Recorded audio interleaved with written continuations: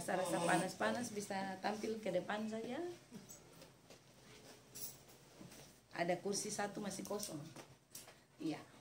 Iya, Bapak Ibu yang diberkati oleh Tuhan, tidak terasa hari ini Bapak Ibu dan Beta telah tiba di penghujung bulan Januari. Ya, beberapa hari lagi Bapak Ibu akan segera mengakhiri bulan Januari. Sangat cepat Bapak Ibu Katong baru pasang pohon terang, nanti mau pasang lagi. Saya usah buka-buka yang ini lah Mama Mary. Sebab nanti Natal paling dekat. Jadi Bapak Ibu yang diberkati Tuhan, mari hari-hari Bapak Ibu dan Beta seharusnya diisi dengan hal-hal yang memang bermanfaat, diisi dengan hal-hal yang memang sebenarnya yang menjadi Bapak Ibu punya investasi kekal nanti di surga kalau Bapak Ibu dan Beta kembali. Dan itu biarlah menjadi gaya hidup untuk Bapak Ibu semua dan Beta di hari-hari terakhir ini. Nah, Bapak Ibu, hari ini kita akan sama-sama belajar dan akan mendengar firman Tuhan di dalam Alkitab Perjanjian Lama. Bapak Ibu bisa buka sama-sama di dalam Alkitab Perjanjian Lama, kitab Hagai, ya, kitab Hagai. Hagai pada pasal yang pertama, ayatnya yang kelima sampai ayat yang ke-11. Amin. Ya. Hagai pada pasalnya yang kelima, pasal yang pertama, ayat yang kelima dan sampai pada ayat yang ke-11. Sebelum Bapak Ibu baca firman Tuhan, Beta mengundang Bapak Ibu semua boleh bangkit berdiri dalam hadirat Tuhan. Mari kita mau baca firman ini dengan suara yang jelas terdengar. Mari sama-sama semua baca saja Bapak Ibu. Hagai pasal yang pertama, ayat yang kelima sampai ayatnya yang ke-11. Demikian bunyi firman Tuhan. Oleh sebab itu, beginilah firman Tuhan semesta alam. Perhatikanlah keadaanmu. Kamu menabur banyak, tetapi membawa pulang hasil sedikit. Kamu makan, tetapi tidak sampai kenyang. Kamu minum, tetapi tidak sampai puas. Kamu berpakaian, tetapi badanmu tidak sampai panas. Dan orang yang bekerja untuk upahnya, ia bekerja untuk upah yang ditaruh dalam pundi-pundi yang berlubang. Beginilah firman Tuhan semesta alam. Perhatikanlah keadaanmu. Jadi naiklah ke gunung, bawalah kayu dan bangunlah rumah itu. Maka aku akan berkenan kepadanya dan akan menyatakan kemuliaanku di situ. Firman Tuhan. Kamu mengharapkan banyak, tetapi hasilnya sedikit. Dan ketika kamu membawanya ke rumah, aku menghembuskannya. Oleh karena apa? Demikianlah firman Tuhan semesta alam. Oleh karena rumahmu yang tetap menjadi reruntuhan, sedang kamu masing-masing sibuk dengan urusan rumahnya sendiri. Itulah sebabnya langit menahan embunnya dan bumi menahan hasilnya.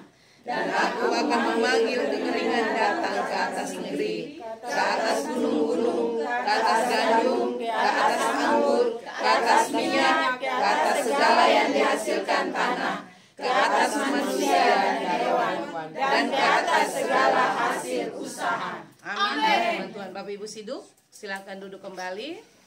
Ya, Beta minta Bapak Ibu punya perhatian beberapa menit ke depan ini untuk katong akan sama-sama belajar firman Tuhan ini Bapak Ibu. Nah, bagi Beta ini penting karena Bapak Ibu dan Beta harus ketahui bersama bahwa hari-hari ini Tuhan itu punya kerinduan terbesar adalah memberkati Bapak Ibu dan Beta. Amin. Yang setuju bisa bilang amin? Amin. Iya. Nah, Bapak Ibu yang diberkati oleh Tuhan, kitab Hagai ini adalah kalau Bapak Ibu baca dari ayat pasal pertama ayat 1 sampai Bapak Ibu baca ayat terakhir, ini Lembaga Alkitab Indonesia kasih judul di situ tentang bagaimana ajakan untuk membangun kembali bait suci. Tapi Bapak Ibu Beta akan bicara dari konteks yang berbeda di hari ini, dari ayat yang kelima sampai pada ayat yang ke-11 tadi yang Bapak Ibu sudah baca bersama.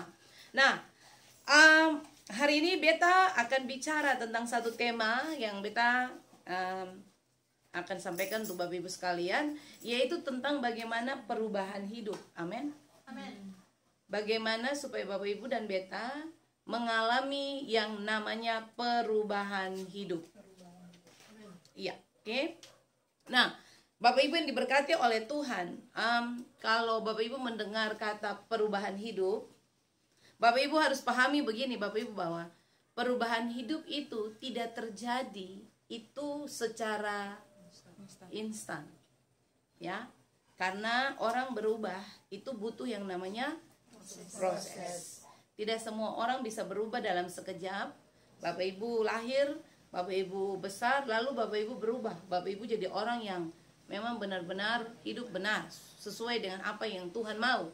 Tapi perubahan hidup itu butuh yang namanya proses hidup. Nah, Bapak Ibu ingat ini, perubahan hidup itu bisa terjadi ketika orang itu dia benar-benar memahami tentang Tuhan. Betul gak sih? Kalau Bapak Ibu dan Beta memahami tentang Tuhan, lama atau cepat, Bapak Ibu akan dibawa Tuhan untuk mengalami yang namanya perubahan hidup. Oke? Nah, Bapak Ibu, semua orang yang punya kisah ikut Tuhan, Bapak Ibu, itu pasti ujung-ujungnya dia akan mengalami perubahan hidup. Gitu ya? Jadi orang yang punya kisah hidup ikut Tuhan, itu pasti ujung-ujung dia akan mengalami perubahan hidup. Gitu. Nah, sebaliknya kalau Bapak Ibu hidupnya tidak ikut Tuhan sungguh-sungguh, Bapak Ibu tidak akan mengalami perubahan hidup. Hidup Bapak Ibu dari dulu sekarang, bahkan sampai selama-lamanya, itu tetap seperti itu saja.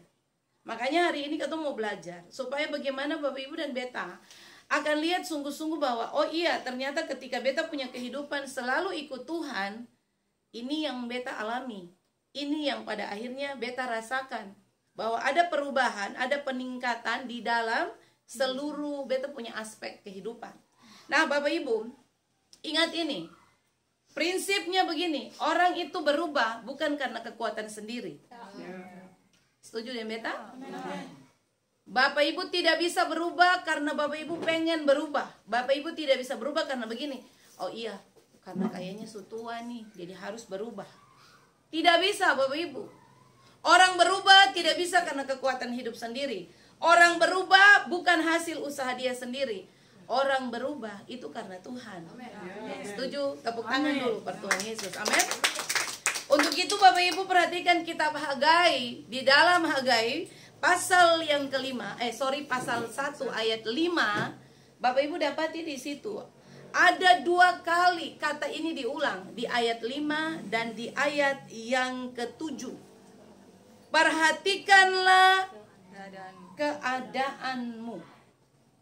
Jadi Bapak Ibu lihat, kalau Alkitab Bapak Ibu baca firman Tuhan, lalu di dalam firman itu ada kalimat yang diulang-ulang, itu kalimat penting. Amin. Itu kalimat penting yang Bapak Ibu harus garis bawahi, Bapak Ibu harus soroti kalimat itu. Karena begini, kalimat itu yang harus mau dibicarakan, gitu. Sama kalau Bapak Ibu bicara, Bapak Ibu nasihati orang atau Bapak Ibu berbicara sesuatu, lalu Bapak Ibu mengulang-ulang kalimat itu, ada penekanan ulang-ulang di situ, itu kalimat penting. Itu yang Bapak Ibu dan Beta harapkan supaya orang perhatikan itu, lalu orang lihat di situ apa yang Bapak Ibu sedang bicarakan. Nah, sama, Alkitab ulang kata ini, perhatikanlah keadaanmu. Bapak Ibu itu sampai 2 kali di kitab Hagai. Nah, di ayat 5 dan ayat 7 pernyataan ini diulang kembali. Nah, mari lihat, untuk orang bisa mengalami perubahan hidup itu Bapak Ibu, pertama dia harus perhatikan dia punya keadaan. Setuju? Ya. Kata perhatikan yang ada di dalam Alkitab Bapak Ibu itu diambil dari kata Ibrani, Bapak Ibu ya. Kata Ibrani sum. Sum biasa, S-U-M, sum. Jadi kata sum itu kata Ibrani, Bapak Ibu, itu artinya perhatikanlah, ya. Perhatikanlah. Jadi sum punya pengertian begini Bapak Ibu. Bapak Ibu dan Beta pertama disuruh perhatikan Bapak Ibu punya keadaan. Amin. Ya. Kalau mau hidup berubah tuh perhatikan hidup itu. Jangan perhatikan orang gitu ya. Perhatikan keadaanmu. Di situ Alkitab bilang keadaanmu bukan keadaan siapa-siapa di situ. Ya. Jadi kalau Bapak Ibu mau diubahkan Tuhan, pertama langkahnya adalah perhatikan hidupmu. Jangan perhatikan hidup orang, nanti yang berubah-berubah. Pertama itu. Lalu yang kedua, sum punya pengertian kedua begini Bapak Ibu. Bapak Ibu lihat. Setelah kamu perhatikan kamu punya keadaan, kamu tandai. Tandai kamu punya keadaan mana yang kamu mesti ubah. Bisa? Ya. Jadi sum bilang begini. Pertama kamu perhatikan kamu punya keadaan saja. Di sisi mana yang kamu masih kurang, kamu tandai di situ tuh. Lalu kamu berubah di situ. Amin. Amin. Kamu buat komitmen untuk kamu berubah di situ. Bikin ketetapan hati untuk kamu mau berubah di situ. Beta kasih contoh, kalau selama ini Bapak Ibu sudah ikut Tuhan, lalu Bapak Ibu orang yang memang sangat sungguh-sungguh, tapi ada satu titik di mana Bapak Ibu punya kelemahan. Bapak Ibu sendiri yang hanya Bapak Ibu dan Tuhan yang tahu Bapak Ibu punya kekurangan, kelemahan. Kayaknya beta paling sulit berubah di soal ini. Sulit sekali bangun jam 3 untuk berdoa. Itu kekurangan Bapak Ibu. Contoh. Bapak Ibu perhatikan saya kekurangan itu. Lalu Bapak Ibu tandai kekurangan itu. Karena sum punya arti gini. Kamu perhatikan kamu punya keadaan. Kamu tandai kamu punya kekurangan. Lalu kamu berubah di situ. Amin. Amin. Jadi tandai. Masing-masing katong tahu katong punya kekurangan. Amin. Amin. Bapak Ibu dan Tuhan yang paling tahu.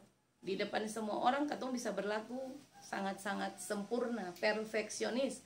Tapi hanya Tuhan saja yang tahu. Dan Bapak Ibu yang tahu Bapak Ibu punya kekurangan ada di titik mana. Nah, sum bilang perhatikan lalu berubah di situ. Bisa? Ya. Amin, amin, amin. Amin. Iya. Lalu gini Bapak Ibu lihat. Kalau Bapak Ibu baca kata Bapak Ibu ikuti kata sum, itu sebenarnya ada 4 faktor, ada 4 poin penting di kata itu, kata berubah itu. Jadi tadi beta sudah bilang, kamu perhatikan kamu punya keadaan, lalu kamu tandai, lalu kamu punya ketetapan hati berubah di situ. Bisa?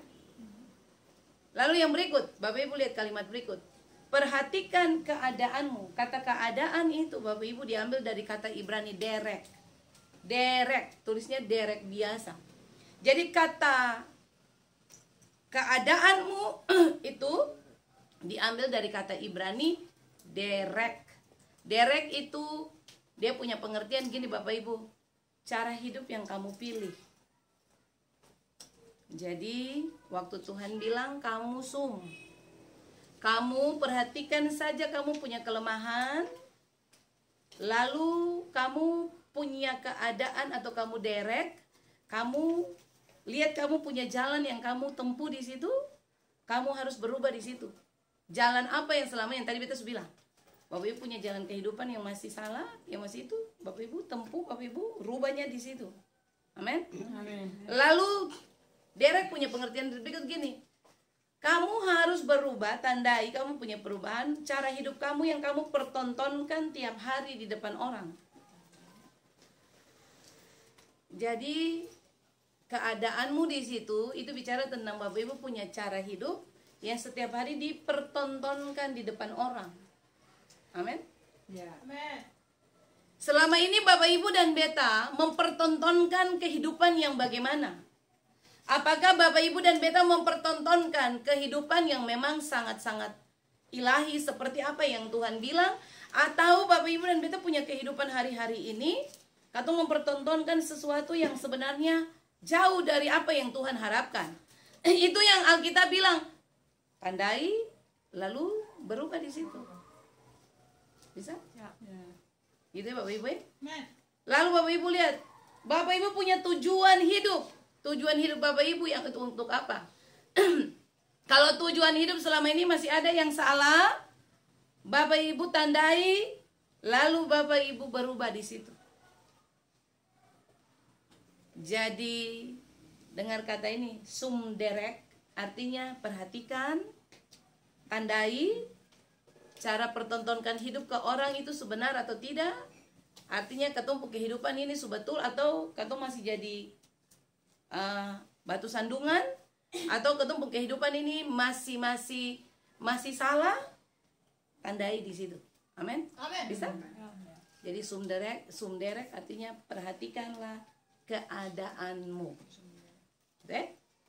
Kata itu diambil, beta potong dia panggal-panggal supaya Bapak Ibu bisa mengerti. Sum derek, perhatikanlah keadaanmu. Bapak Ibu, Alkitab tidak tanpa alasan berbicara tentang hal ini. Karena orang yang mau berubah dalam dia punya hidup, harusnya dia paling mahir bermain di area ini. Perhatikan saja gaya hidup, bukan orang ya. Alkitab sih tulis di situ perhatikan orang lain, tapi perhatikan katong punya kehidupan. Kalau katong boleh bicara jujur begini, katong punya kehidupan ini, katong paling sangat mahir, sangat ahli untuk lebih mengoreksi orang lain dibanding mengoreksi katong kehidupan. Setuju, Seng? Katong sangat mahir di situ. Katong sangat ahli dalam hal lihat orang punya kekurangan, lihat orang punya kelemahan, katong tandai. Tapi katong punya kelemahan, katong punya kekurangan, jarang katong tandai. Hari ini katong mau belajar dari kitab Hagai. Hagai ayat 1, pasal 1 ayat 5 dia bilang, tandai saja kamu punya kekurangan. Tandai kamu punya cara hidup yang kamu pertontonkan setiap hari ke orang. Tandai kamu punya tujuan hidup yang hari-hari ini kamu jalani. Tandai itu. Dan kamu harus berubah di situ. Baru kamu akan lihat perubahan hidup itu terjadi dalam hidup kamu. Amin. Luar biasa Bapak Ibu. Nah, mari kita lihat Bapak Ibu. Coba Bapak Ibu perhatikan. Bapak Ibu baca sama-sama dengan beta. Kalau Bapak Ibu dan beta selalu memperhatikan gaya hidup. Coba lihat, ketong lihat kisah ini dulu. Ayub pasal 31.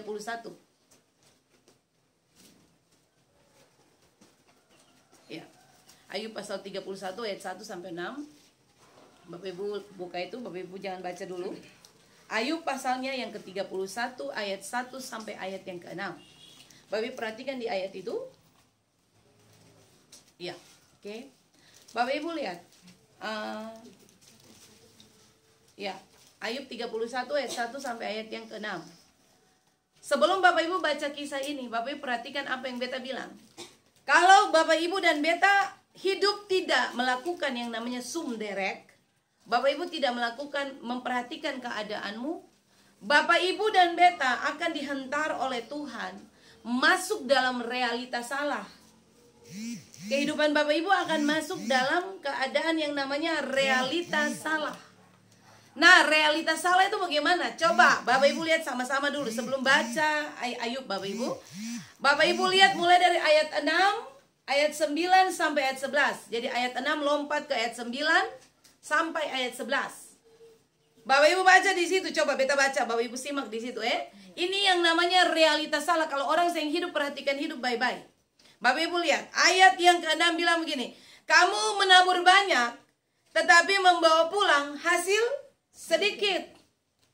Bapak Ibu, logikanya begini, kalau orang menabur, orang pasti bawa pulang banyak, toh? Ini realitas salah. Ini akan terjadi dalam hidup Bapak Ibu kalau Bapak Ibu sing mahir, sing pintar perhatikan hidup, tapi pintar perhatikan orang. Alkitab bilang kamu menabur banyak, tapi kamu bawa pulang sedikit. Lalu yang berikut Alkitab bilang apa lagi? Kamu makan, tapi kamu tidak kenyang. Logika orang kalau makan itu pasti kenyang. Tapi Alkitab bilang makan tidak kenyang. Lalu berikut apa lagi? Kamu haus. Kamu minum, tapi kamu tidak sampai puas. Bapak Ibu, orang kalau dahaga minum itu pasti puas. Tapi Alkitab bilang realita ini. Bapak Ibu minum, haus, tidak puas. Lalu yang berikut coba Bapak Ibu lihat sama-sama. Kamu berpakaian tetapi badanmu tidak sampai panas. Dan orang yang bekerja untuk upah, dia bekerja untuk upah yang ditaruh dalam pundi-pundi yang berlobang. Ngeri gak sih Bapak Ibu? Lihat ini. Hati-hati. Coba Bapak Ibu perhatikan, firman Allah tidak pernah salah. Orang yang suka hidup terkira orang, dia hidup bahagia di dunia ini, Seng. Tak ada. Alkitab tidak pernah salah tulis firman Tuhan Bapak Ibu. Tidak kaya-kaya, kerja sampai mau mati-mati juga hidup begitu saja. Kelihatan kaya tapi padahal Seng. Betul gak Seng? Beda dengan orang yang dia punya hidup tuh memang dia perhatikan dia punya hidup, dia tandai dia punya kekurangan, lalu dia mau berubah di titik itu. hidup dia biasa-biasa, tapi sebenarnya dia hidup diberkati. Amin. Tapi Bapak Ibu lihat kisah ini namanya realitas salah. Tuhan akan datang. Kalau Bapak Ibu baca, Tuhan yang perintahkan realitas salah ikut Bapak Ibu dan beta. Lalu coba lihat ayat yang berikut. Bapak Ibu perhatikan, mulai ayat 9. Ayat 9 apa? Kamu mengharapkan banyak, tetapi ya, dan kamu oleh karena apa? Demikian firman Tuhan semesta Allah. Oleh karena rumahku yang tetap menjadi reruntuhan, sedangkan kamu masing-masing sibuk dengan urusan rumahnya sendiri. Tadi beta bilang ayat ini di awal, ini kisah tentang bagaimana Israel diperintahkan untuk membangun kembali bait Allah yang runtuh. Tapi dalam versi lain beta khotbahkan ini Bapak Ibu, ini dia masuk dalam kategori gini Bapak Ibu. Kalau Bapak Ibu mau punya hidup diberkati dan Bapak Ibu tidak akan mengalami realitas salah, fokus untuk diri sendiri, berubahlah untuk diri sendiri. Amin. Amin. Bisa? Ya. Kamu bawa pulang banyak, tapi kamu tidak akan pernah rasa apa-apa. Tuhan menghembuskan, ngeri gak sih? Ini bukan siapa-siapa yang bicara, Tuhan Allah yang bicara Bapak Ibu. Dengar ya, beta kasih satu Bapak Ibu satu pemahaman. Dengar, Tuhan itu kalau dia ngomong Bapak Ibu, dia pikir panjang baru dia bicara. Ya. Dia sama kata manusia asal bicara, tapi nanti itu aduh, waktu tes lalu bilang, ayo Tuhan, beta susah lah bicara. Tuhan bukan Tuhan begitu. Jadi kalau Bapak Ibu belajar Alkitab, kalau sampai dia bicara, dia pikir ke depan, dia mampu bikin akan. Dia tahu apa yang mesti terjadi. Makanya Alkitab bilang firman Tuhan itu yang bisa kembali dengan sia-sia. Ya. Karena Tuhan Allah kalau bicara, sekali dia ngomong, sampai bumi kekal, bumi berakhir, firman itu tidak pernah berakhir. Amin. Amin. Jadi kalau Bapak Ibu dan beta mau hidup untuk diberkati, perhatikan diri sama masing-masing. Amin. Yang sibuk urus orang. Kalau Bapak Ibu dengar sesuatu info, Bapak Ibu urus saja, Bapak Ibu punya diri. Saya usah sibuk. Itu beta selalu punya pemahaman hari-hari ini, hati-hati katong pun telinga nih. Setiap hari doa minta Tuhan kasih kuduskan pendengaran. Supaya waktu ketika katong mendengar sesuatu, katong bijak, katong paham bahwa sebenarnya ini datang dari Tuhan atau ini datang dari iblis. Hati-hati. Nah, supaya katong saya ngalami yang namanya realita salah. Coba lihat yang berikut. Alkitab bilang apa? Ayat 9, habis itu ayat berapa lagi? 11. Ayat 11 bilang apa? Dan aku memanggil datang ke atas negeri, ke atas gunung-gunung, Ya. dan ke atas minyak, ke atas segala yang dihasilkan sana, ke atas manusia dan hewan, dan ke atas segala hasil usaha. Bapak Ibu ngeri kasih ayat ini? Oke? Tuhan bilang aku akan memanggil. Kalau Tuhan Allah perintah kekeringan datang, siapa yang bisa perintah supaya Bapak Ibu tidak mengalami kekeringan? Bapak Ibu firman Tuhan bilang begini, lebih baik toh jatuh ke tangan manusia daripada jatuh di tangan Tuhan. Ngeri. Jadi ingat itu, Bapak Ibu, jangan sampai Tuhan Allah panggil kekeringan datang mengejar engkau. Sehingga Bapak Ibu kerja banting tulang sampai Bapak Ibu pun tulang-tulang patah, Bapak Ibu mengalami realitas salah. Bapak Ibu yang pernah lihat hidup tuh diberkati. Karena Bapak Ibu sangat ahli dalam menilai orang. Bapak Ibu yang ahli menilai diri. Tapi sangat ahli, mahir dalam menilai orang. Oke? Jadi ingat ini, jangan sampai Alkitab di ayat 9 dia bilang apa? Ayat 11 aku akan memanggil kekeringan datang ke atas negeri, ke atas gunung-gunung, ke atas gandum, ke atas segala anggur, ke atas minyak. Bapak Ibu, ini paling mengerikan. Ini semua Bapak Ibu pekerjaan apapun Tuhan Allah panggil kekeringan datang. Jadi beta berharap setelah ketemu dengan firman ini, katong pulang, katong semua lagi belajar. Sebenarnya khotbah ini bukan untuk siapa-siapa. For katong termasuk beta yang ngomong. Karena katong juga sampai titik ini ikut Tuhan, saya ada yang sempurna. Sangat-sangat tidak sempurna. Beta sangat mengakui itu. Beta sangat percaya bahwa belajar banyak atau juga dituntut banyak. Untuk itu firman Tuhan datang sebenarnya karena Tuhan sayang Bapak Ibu dan beta. Tuhan sih mau kekeringan itu diperintahkan datang mengejar Bapak Ibu. Tuhan tidak mau Bapak Ibu makan tapi tidak kenyang. Tuhan tidak mau Bapak Ibu minum tapi tidak puas. Tuhan tidak mau Bapak Ibu dan beta bawa pulang hasil tapi masukkan di pundi-pundi yang bocor. Yang Tuhan sangat inginkan adalah hidup Bapak Ibu itu hidupnya berkelimpahan. Amin. Tepuk tangan dulu buat Tuhan kita yang hebat, Bapak Ibu. Iya, oke, mari kita lanjut. Tadi beta bilang, coba Bapak Ibu buka Ayub pasal 31 ayat 1 dan sampai ayat yang ke-6. Tolong satu orang baca kuat-kuat firman ini. Sekali lagi Ayub mengaku tidak bersalah. Aku telah menetapkan syarat bagi mataku, masakan aku memperhatikan anak darah, karena bagian apakah yang ditentukan Allah dari atas, milik pusaka apakah yang ditetapkan yang maha kuasa dari tempat yang tinggi, bukankah kebinasaan bagi orang yang curang dan kemalangan bagi yang melakukan kejahatan? Bukankah Allah yang mengamat-amati jalanku dan menghitung segala langkahku? Jika aku bergaul dengan dusta atau kakiku cepat melangkah ke tipu daya, biarlah aku ditimbang di atas neraca yang teliti, maka Allah akan mengetahui bahwa aku tidak bersalah. Amin. Bapak Ibu, ini perkataan Ayub. Jadi kalau Bapak Ibu baca Ayub pasal 31 ayat 1 sampai 6, Ayub lagi bilang buat Tuhan. Ayub tandai dia punya kekurangan. Ayub tahu dia bisa jatuh di penglihatan, Bapak Ibu.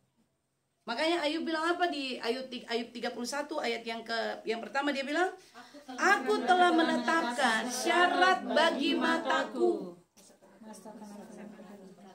Masakan aku memperhatikan anak darah. Bapak Ibu, Ayub tahu bahwa orang laki-laki itu kuat di mata. Betul? Tapi sebenarnya bukan orang laki-laki, sah. Zaman now ini perempuan juga kuat di mata. Betul tuh? Iya, keseng.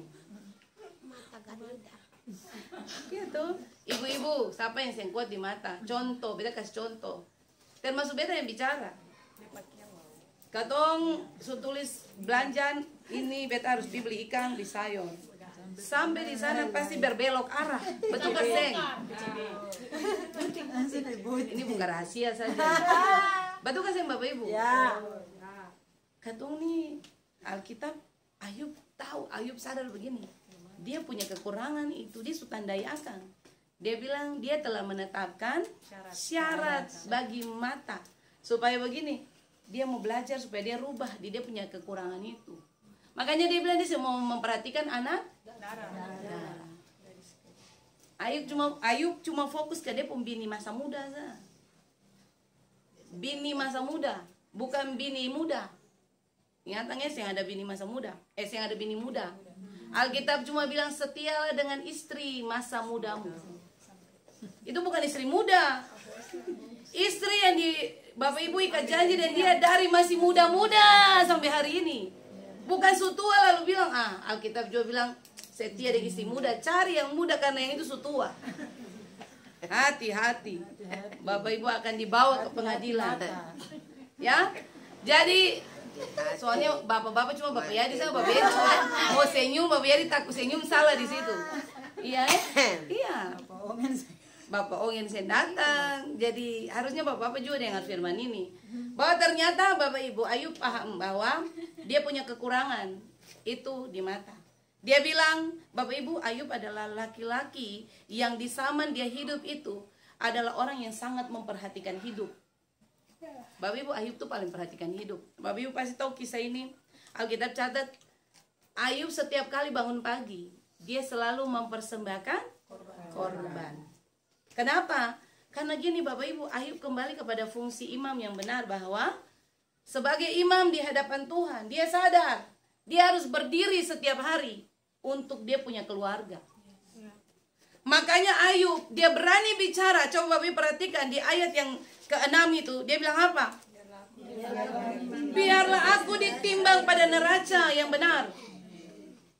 Ayub bilang, coba. Ayub bilang, Bapak Ibu, Ayub berani bilang pada Tuhan begini, Tuhan, beta telah tandai beta punya kelemahan nih. Beta rubah beta punya cara hidup, Tuhan. Karena beta pun kekurangan ada di situ. Lalu Ayub bilang, Tuhan, kalau Tuhan mau lihat, coba tolong timbang beta di Tuhan pun neraca saja. Apakah Tuhan dapati beta benar atau tidak? Bapak Ibu lihat? Jadi Ayub adalah orang yang memang sangat hidup takut Tuhan. Karena dia sangat memperhatikan dia punya gaya hidup, cara hidup dia. Dia memperhatikan itu Bapak Ibu. Dia yang fokus untuk dia perhatikan orang lain, ya. Dia sangat memperhatikan itu.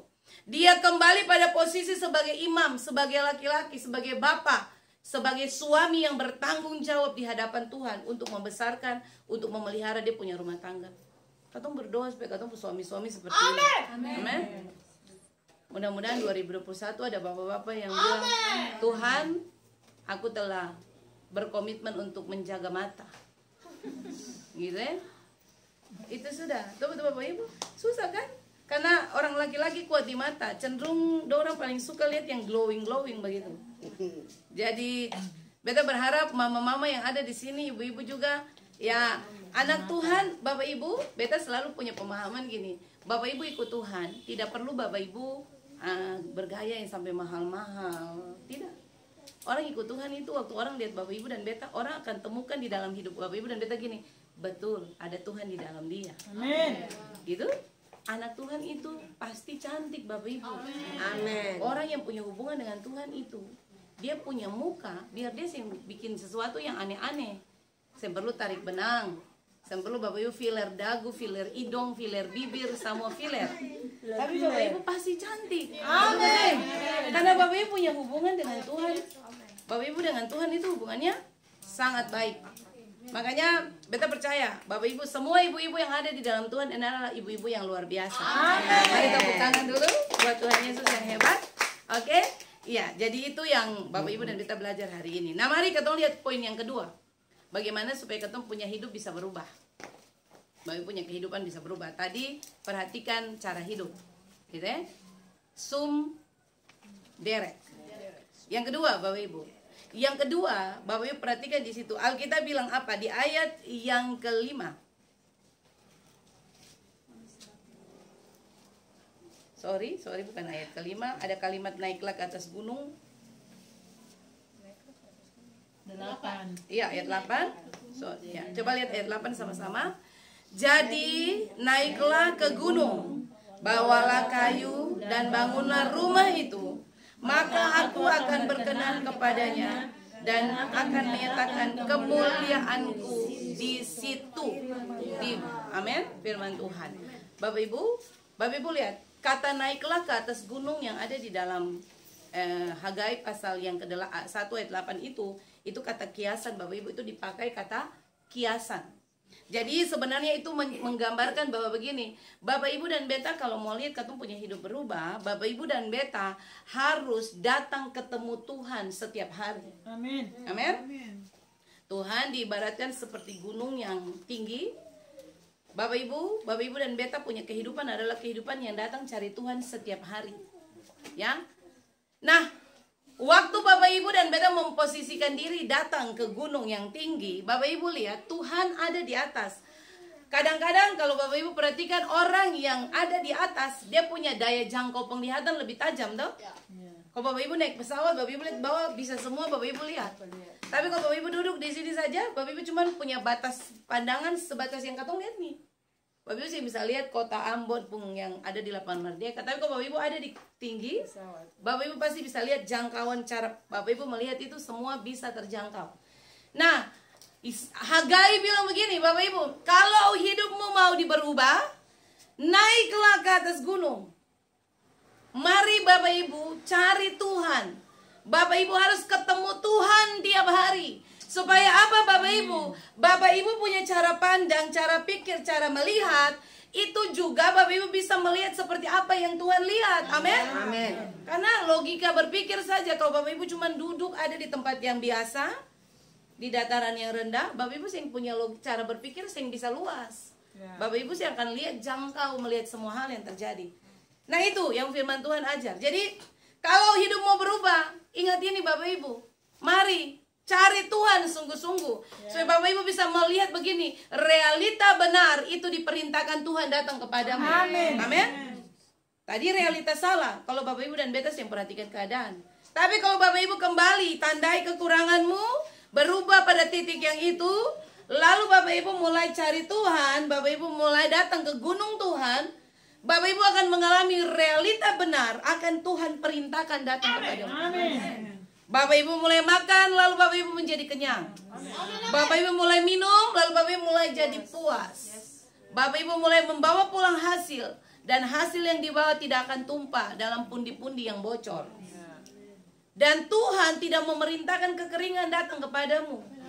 Karena apa? Bapak Ibu punya hubungan setiap hari mantap dengan Tuhan. Amin.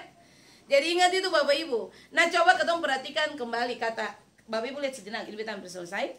Ayat yang 8 di situ, ada kata rumah di situ. Bapak Ibu lihat ada kata rumah. Jadi naiklah ke gunung, bawalah kayu dan bangunlah rumah itu, maka aku akan berkenan kepadanya dan akan menyatakan kemuliaanku di situ, firman Tuhan.